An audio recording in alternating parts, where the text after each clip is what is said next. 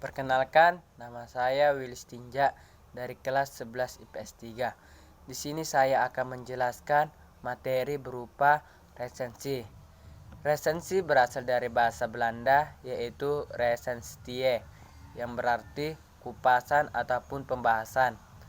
Resensi menurut KBBI, yang pertama, pertimbangan atau perbincangan tentang buku maupun ulasan buku. Yang kedua, pendapat dan pertimbangan redaksi tentang hasil kesenian, kesusastraan, dan sebagainya. Resensi merupakan kegiatan menilai, membahas, mengkritik, ataupun mengungkapkan kembali isi yang ada di dalam sebuah karya tersebut dengan cara memaparkan data-data, sinopsis, dan kritikan terhadap karya tersebut. Kaidah kebahasaan yang terdapat dalam teks resensi. Yang pertama, menggunakan konjungsi penerang. Kedua, menggunakan konjungsi temporal. Ketiga, menggunakan konjungsi penyembaman.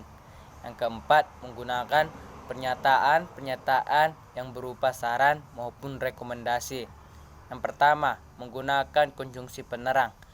Kata penghubung yang berfungsi sebagai penerang kata yang sering digunakan pada kalimat langsung yang diubah menjadi kalimat tidak langsung.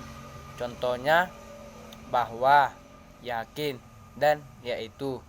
Yang kedua, menggunakan konjungsi temporal.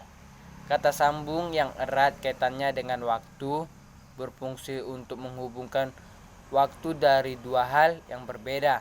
Contohnya sebelum, sejenak, sementara, ketika, semenjak, setelah, sesudahnya, lalu, kemudian, saat itu, akhirnya, dan selanjutnya. Ketiga, menggunakan konjungsi penyembaman atau kausalitas. Kata penghubung yang berfungsi untuk menghubungkan dua unsur yang menyatakan hubungan sebab di dalamnya. Contohnya karena itu, karena, sebab itu, dan sebab. Keempat, pernyataan-pernyataan yang berupa saran maupun rekomendasi dapat kita temukan pada bagian akhir teks. Hal ini berfungsi untuk memberikan pendapat dari resensi kepada pembaca mengenai informasi dan suatu buku. Syarat-syarat menyusun sebuah resensi. Yang pertama, terdapat data buku, nama pengarang, penerbit, tahun terbit, tebal buku. Yang kedua, ada ulasan singkat terhadap buku yang diresensi. Yang ketiga, harus bermanfaat kepada siapa manfaat itu ditunjukkan, baik itu kepada anak yang berusia dini maupun kepada orang yang dewasa. Langkah-langkah menyusun resensi. Yang pertama, membaca dan memahami buku yang diresensi. Yang kedua, menyajikan identitas seperti nama pengarang, tahun terbit, penerbit, tebal buku, dan pengarang-pengarang. Yang ketiga, meringkas isi buku.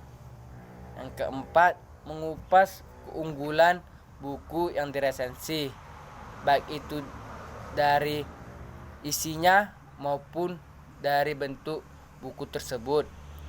Yang kelima, mengemukakan kelemahan buku yang diresensi. Yang keenam, mengajak pembaca untuk membaca dan memiliki buku tersebut. Tujuan resensi yaitu memberikan informasi kepada masyarakat akan kehadiran suatu buku. Apakah ada hal yang baru dan penting atau hanya sekedar mengubah buku yang sudah ada. Sekian dari penjelasan mengenai materi resensi. Saya ucapkan terima kasih.